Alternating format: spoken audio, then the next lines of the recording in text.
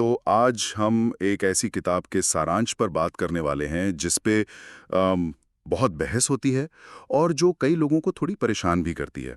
Robert Greene की the 48 laws of power. हाँ, ये किताब वाकई में पावर, इन्फ्लुएंस और कंट्रोल की दुनिया का एक कह सकते हैं एक अलग ही नक्शा दिखाती है। बिल्कुल।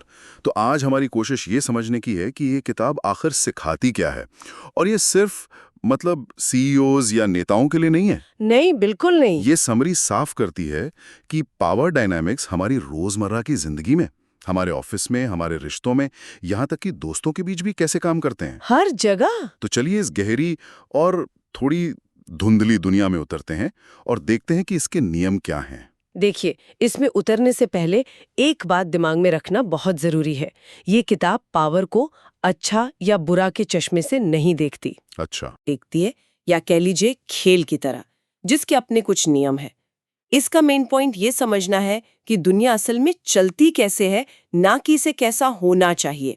ये एक बहुत बड़ा फर्क है। हाँ, इस सोर्स के मुताबिक जो समझदार लोग हैं वो इन नियमों को समझते हैं और उन्हें अपने फायदे के लिए इस्तेमाल करते हैं, जबकि जो थोड़े नाइव लोग होते हैं वो इन्हें इग्नोर करते हैं और अक्सर इसका शिकार बन जाते हैं। ठीक है, तो फिर इस खेल को समझना शुरू करते हैं।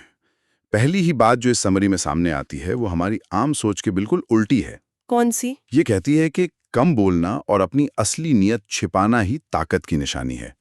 जैसे नियम 1, अपनी महत्वाकांक्षा छिपा कर चलो, और नियम 2, जरूरत से ज्यादा बोलना खतरनाक है। ये तो अजीब है ना? हमें तो हमेशा सिखाया जाता है कि ट्रांसपेरेंट रहो, खुल के बात करो। यहाँ तो चुप्पी को एक हथियार बताया गया है और इसके पीछे बहुत गहरी साइकोलॉजी काम करती है। देखिए, जो इंसान कम बोलता है ना, वो ज्यादा पावरफुल और कॉन्फिडेंट लगता है। क्यों? क्योंकि उसके आसपास एक रहस्य का माहौल बन जाता है। लोग सोचते रहते हैं कि इसके दिमाग में चल क्या रहा है, और इसी अनिश्चितता के कारण वे उसे ज्यादा सीरियसली लेते हैं। अच्छा। दूसरी तरफ जो इंसान बहुत ज्यादा बोलता है वो अनजाने में अपनी कमजोरियां, अपने प्लान्स, अपनी इनसिक्योरिटीज सब कुछ जाहिर कर देता है। हाँ, बातों बातों में निकल जाता है। बिल्कुल।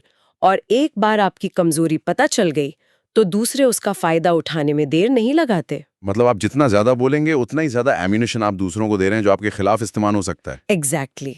पर इसका एक उल्टा असर भी तो हो सकता है। क्या लोग आपको अनअप्रोचेबल या एरोगेंट नहीं समझने लगेंगे? ये एक बहुत वैलिड पॉइंट है और यहीं पर न्यूआंस आता है। ये चुप रहने के बारे में उतना नहीं है जितना स्ट्रेटेजिक होने के बारे में है। मतलब आप पोलाइट रहें, सबसे बात करें, लेकिन अपने पत्ते कभी न खुलें। और ये सीधे तौर पर एक और नियम से जुड़ता है जो समरी में नियम 11 के तौर पर दिया गया है। दूसरों को भ्रम में रखना एक शक्तिशाली रणनीति है। अच्छा, कंफ्यूजन में रखना। हाँ, अगर लोग आपका अगला मूव गेस नहीं कर सकते तो वो हमेशा आपसे थोड़ा सहमे रहेंगे और कंट्रोल आपके पास रहेगा। आपका अनप्रेडिक्टेबल होना ही आपकी सबसे बड़ी स्ट्रेंथ है। ये एरोगेंट होना नहीं है, ये स्ट्रेटेजिक होना है। ओके, तो ये सब तो हुआ कि हम खुद को कैसे पेश करें, लेकिन शक्ति का खेल सिर्फ अपने ऊपर नहीं, दूसरों पर कंट्रोल करने पर भी टिका है। बिल्कुल। और यहाँ पर कुछ बहुत ही चालाक रणनीतियां सामने आती हैं। जैसी नियम 3 कहता है, लोगों को हमेशा अपने ऊपर निर्भर बनाए रखो। ये तो ऑफिस में बहुत देखने को मिलता है। हाँ, हर जगह। कोई एक एम्प्लॉय होता है जिसके पास सारी की इन्फॉर्मेशन होती है या कोई खास स्किल होती है, और उसके बिना टीम का काम रुक जाता है। मतलब जब तक उसकी जरूरत है तब तक उसकी पावर है। आपने बिल्कुल सही कहा। और ये डिपेंडेंसी सिर्फ स्किल तक ही सीमित नहीं है। ये इमोशनल हो सकती है, सोशल हो सकती है, या रिसोर्सेज पर बेस्ड हो सकती है। जो इंसान दूसरों को ये महसूस कराता है कि उसके बिना काम नहीं चलेगा, वो असल में पावर का सेंटर बन जाता है।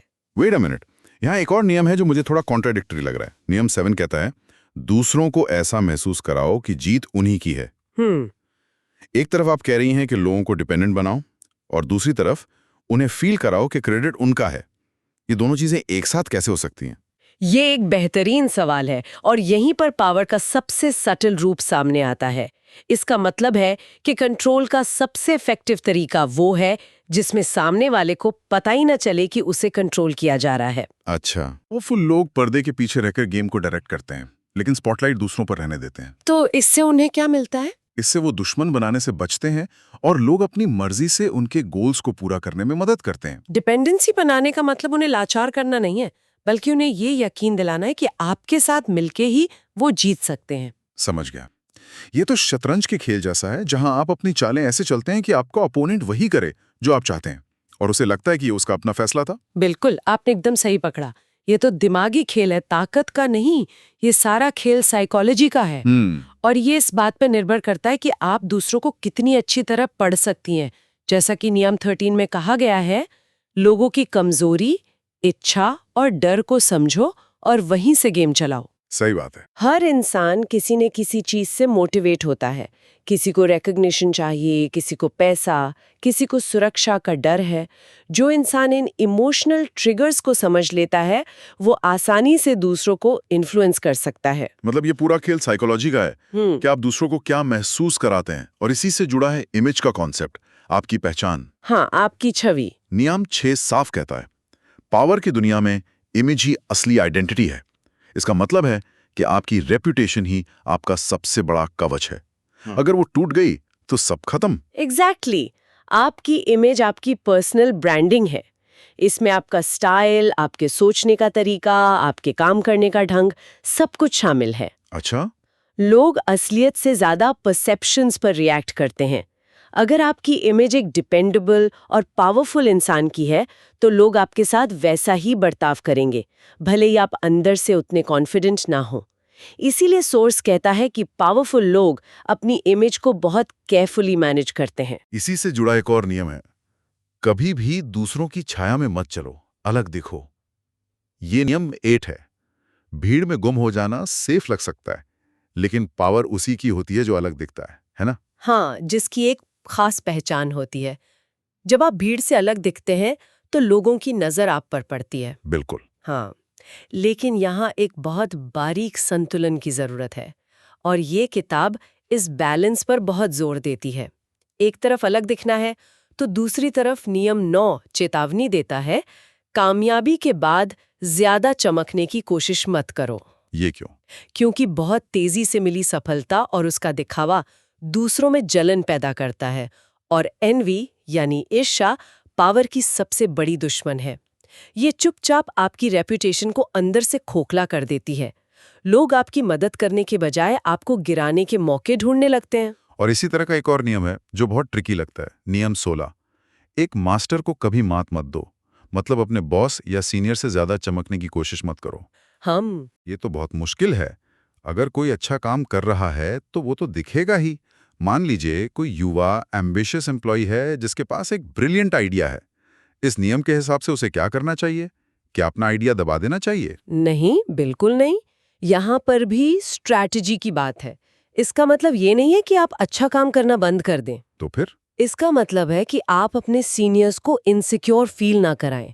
उस ब्रिलियंट आइडिया को इस तरह पेश करें जैसे ये आपके बॉस के विजन का ही एक एक्सटेंशन है, या उन्हें पब्लिकली क्रेडिट दें, कहें कि आपकी गाइडेंस से ही मैं ये सोच पाया। अच्छा, मतलब क्रेडिट शेयर कर लो। हाँ, उन्हें महसूस कराएं कि आपकी सफलता में उनका भी हाथ है। ये अपनी इमेज को चतुराई से मैनेज करने का ही एक हिस्सा है।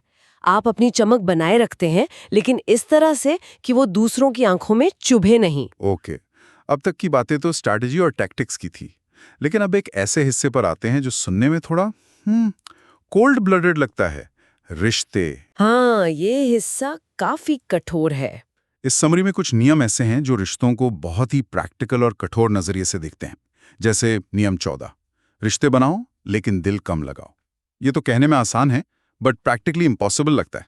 हम इंसान हैं, रोबोट तो नहीं। और ये इस किताब के सबसे कंट्रोवर्शियल आइडियाज में से एक है। पावा के नजरिए से भावनाएं आपके फैसले लेने की क्षमता को कमजोर करती हैं। कैसे?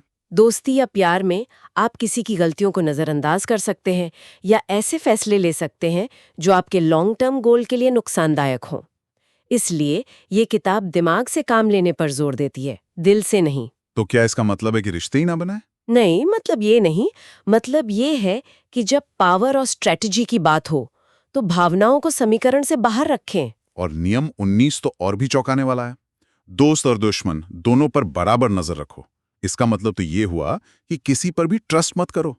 ये तो बहुत लोनली वे ऑफ लिविंग है। पावर के खेल में इसे एक जरूरी सावधानी माना जाता है।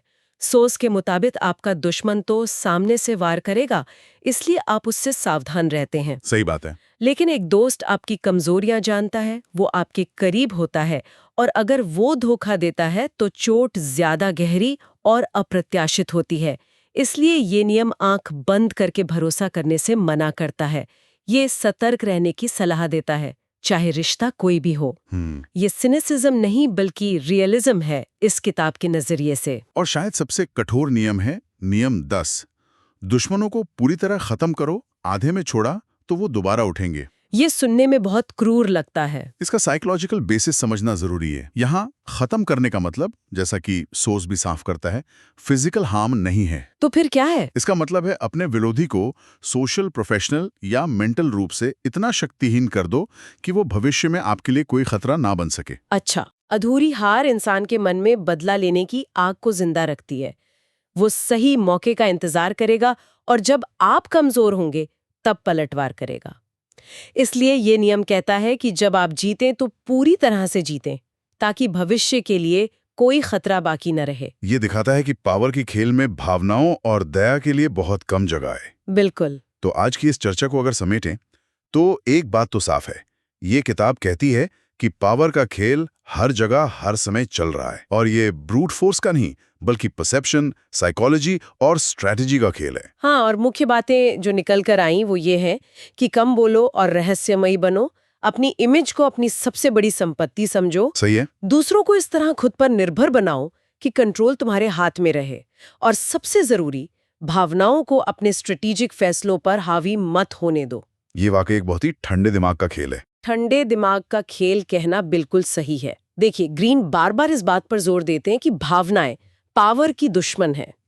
जिस पल आपने गुस्से में, प्यार में या जलन में फैसला लिया, उसी पल आपने अपना कंट्रोल किसी और को दे दिया। लेकिन अगर हम इन सब धागों को एक साथ जोड़ें तो एक तस्वीर उभरती है। शक्ति का खेल बाहरी दिखावे या जोर जबरदस्ती का नहीं, बल्कि दूसरों के मनोविज्ञान को नियंत्रित करने का है। हाँ। ये एक शतरंज की बिसात है, जहां आपकी असली ताकत इस बात में नहीं है कि आपकी चालें कितनी मजबूत हैं, बल्कि इस बात में है कि आप अपने विरोधी को ये यकीन दिला दें कि वो अपनी मर्जी से चल रहा है, जबकि असल में वो आपके इशारों पर नाच रहा है। The ultimate power is invisible control। Wow, ये एक बहुत पावरफुल थॉट है। और ये सब जानने के बाद एक सवाल है जो सोचने पर मजबूर करता है, क्या पावर के इस खेल से पूरी तरह बाहर रहना मुमकिन है? मुश्किल सवाल है। या फिर आज की दुनिया में रहते हुए इन नियमों को ना जानना ही सबसे बड़ा खतरा है?